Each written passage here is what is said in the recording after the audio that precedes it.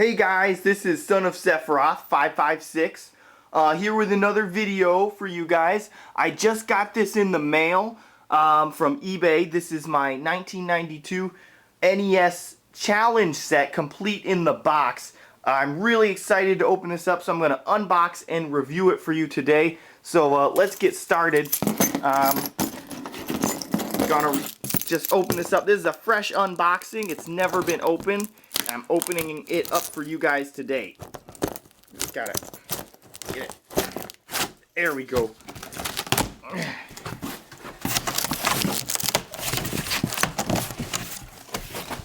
Okay, there we go.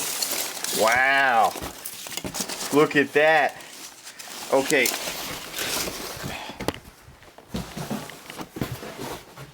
There it is. 1992's premiere NES version. The challenge set came packed with Super Mario Bros. 3. I'm going to review the box for you real quick before we open it up. So let's see. We got some pictures of the NES on the box, which is good. It lets the customers know what's in the box before they open it. Good marketing on Nintendo's part. Oh, we've got here the NES Nintendo seal of approval. This was really important back in the 90s. People were stealing Nintendo products like crazy and selling them. They'd knock out the clerk and just, break the glass and steal it. So to prevent against this, Nintendo gave all the clerks golden stamps. So they had to stamp all of these boxes on all these places so that you would know who really paid for it and who didn't. If you had one of these without a stamp, you go straight to jail. So yeah, just a nice blue looking box, very 90s color. Let's check out the sides real quick before we open it up. Got some accessories that you could buy for it, such as here's the NES Max. If you got tired of your standard controller and wanted it to look different, you could buy this. The NES 4 score was if you had more than one friend, you could have them play with you all at once. And the NES Advantage, this was if you had gargantuan sized hands and just couldn't handle playing with a small regular controller. And then let's check out over here. Got some games. Oh yeah, these are some other games that you could buy. If you were like, oh, I got this one game and I got tired of it, you could play these others after you buy them. Dr. Mario was a surgery game. Final Fantasy was some kind of nerd game, I think. And Tetris was a coloring game. So you could color, different pictures of fruit and such. Anyway, let's open this up and start reviewing the contents. I know that's what we've all been waiting for. Let me just set the camera down real quick. There we go. Got some styrofoam. That's a good solid choice by Nintendo for keeping this stuff really safe. There we go. So that's looking nice. Let's open it up. Oh yeah. That's exactly how it would look back in 1992. Obviously this is a used Nintendo, but it comes with everything that would have come in the 1992 challenge set. Most impressive being Super Mario Bros. 3.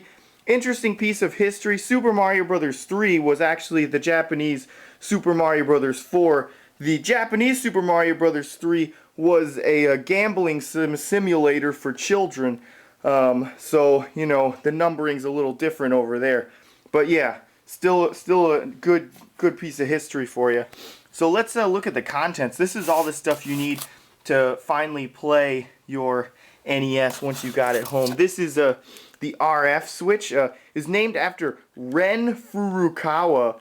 He was the man at Nintendo who invented this. This is what you use to connect your NES to your TV, and it converts TV shows into Nintendo games such as Mario. So you're watching like a sitcom on NBC, and it'll convert that into Legend of Zelda or Donkey Kong or what have you. So definitely need it if you're when you want to play. Another necessary piece is the AC adapter. And this, of course, you plug into the wall and it finds electricity sources for the Nintendo. You know, it goes and finds lightning, coal, sonic heat, you know, anything that can be used and converted into energy, it will find. It goes all around the world and brings it to your Nintendo.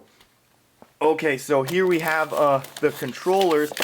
Two come standard, and I think these are the same as far as I can tell. But let's review these really quick.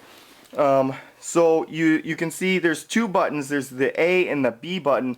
These are the buttons that you would use to make your character do things such as running, jumping, shooting, sitting, eating, thinking, select item, any verb or adjective you can think of. The B and A buttons would be used for it.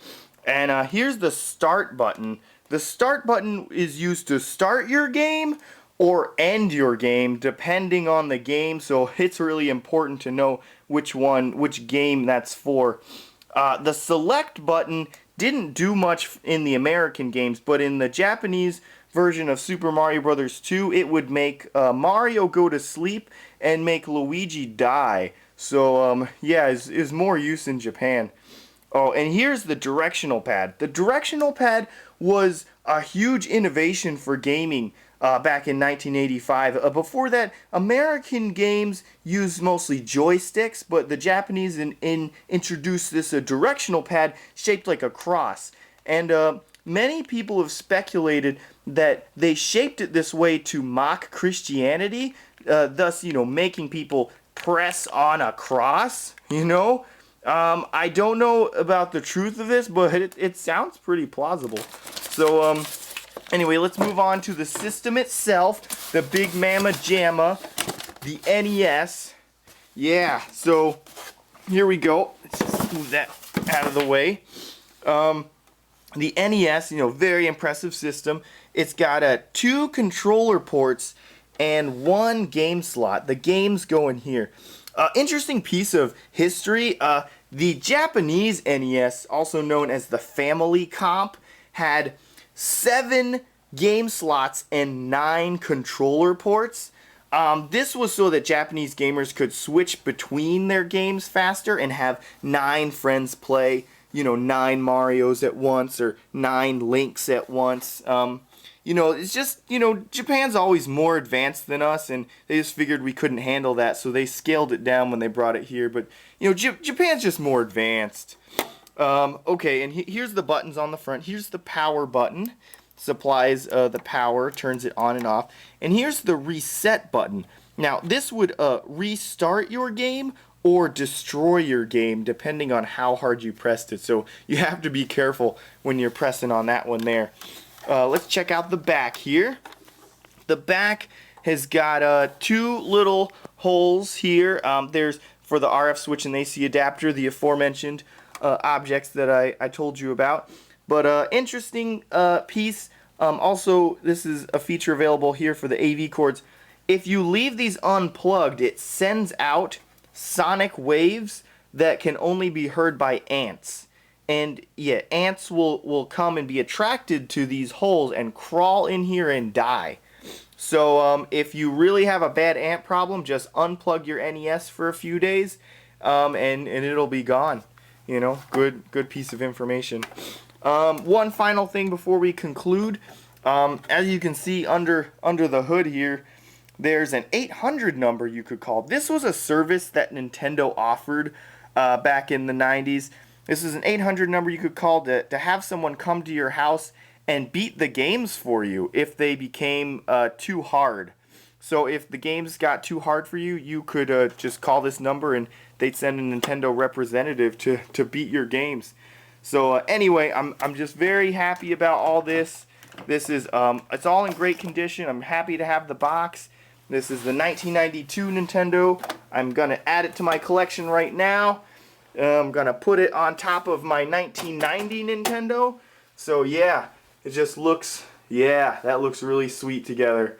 So wow, I just can't believe what a great deal I got on these guys. So anyway, thanks for watching, you guys. Please rate and comment and subscribe to my channel, and I'll see you guys later.